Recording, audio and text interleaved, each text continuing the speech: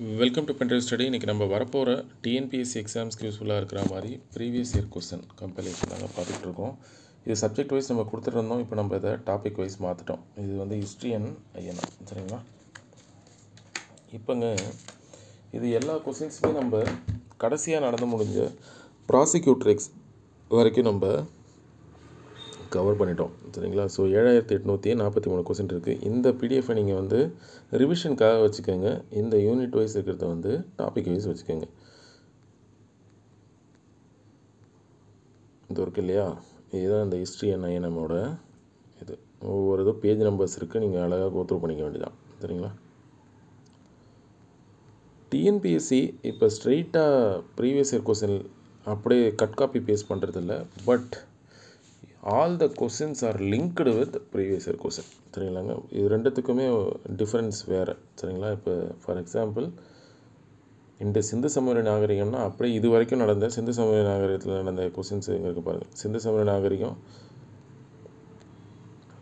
Plus Guptas, Delhi சுல்தான்ஸ்லேருந்து ஒரு 260 question இருக்குன்னா 260 கொஸ்டின்லேருந்து எடுத்து அவங்க அப்படியே கட் காப்பி பேஸ்ட் பண்ணுறதில்ல.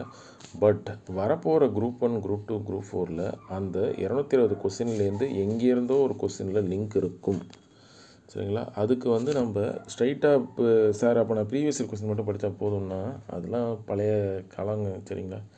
அதெல்லாம் ஒரு 5 இயர்ஸ்க்கு முன்னாடி ஒன்லி ப்ரீவியஸ் இயர் கொஸ்டின் மட்டும் படிச்சுட்டு போய் வேலை வாங்கினவங்க இருக்காங்க. 5 இயர்ஸ் இல்லை, அதெல்லாம் 10 இயர்ஸ்க்கு முன்னாடி, சரிங்களா?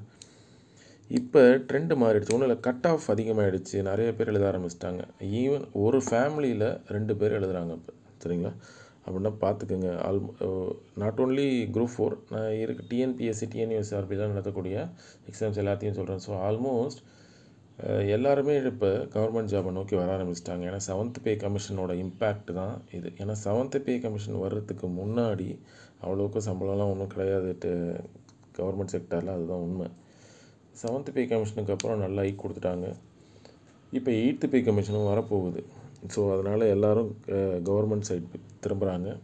அது எல்லாம் வாஸ்தவம் தான். எல்லோரும் இருக்க ஆப்பர்ச்சுனிட்டிஸ் இருக்குன்னா வரதான் செய்வாங்க. இப்போ அதே மாதிரி மொபைல், சோஷியல் மீடியா எல்லாருக்கும் அவேர்னஸ் இருக்குது அப்படிங்கிறதுனால எல்லோரும் ட்ரை பண்ண ஆரம்பிச்சிட்டாங்க. அதான் காரணம். ஸோ ஏன் இப்போ இவ்வளோ சொல்ல வரேன்னா, அப்போ நீங்கள் வந்து ப்ரீவியஸ் இயர் கொஸ்டின் மட்டும் படித்தா இப்போ வேலைக்கு ஆகாது. வேர் டு ஸ்டடி இருக்கிற டாபிக் எல்லாத்தையும் நம்ம வேர் டு ஸ்டடி கொடுத்துருக்கோம்.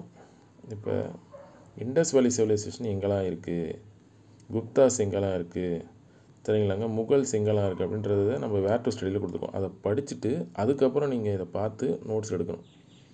அப்போ தான் இது ஹெல்ப்ஃபுல்லாக இருக்கும். பட் நீங்கள் பிளாங்காக நான் ப்ரீவியஸ் இயர் கொஸ்டின் மட்டும் இந்த 7843 கொஸ்டினையும் படிச்சுட்டு போய் நான் எழுத போகிறேன் சார்னா எழுதலாம். பட் மார்க் வரும், ஆனால் கட் ஆஃப் வரவே வராது.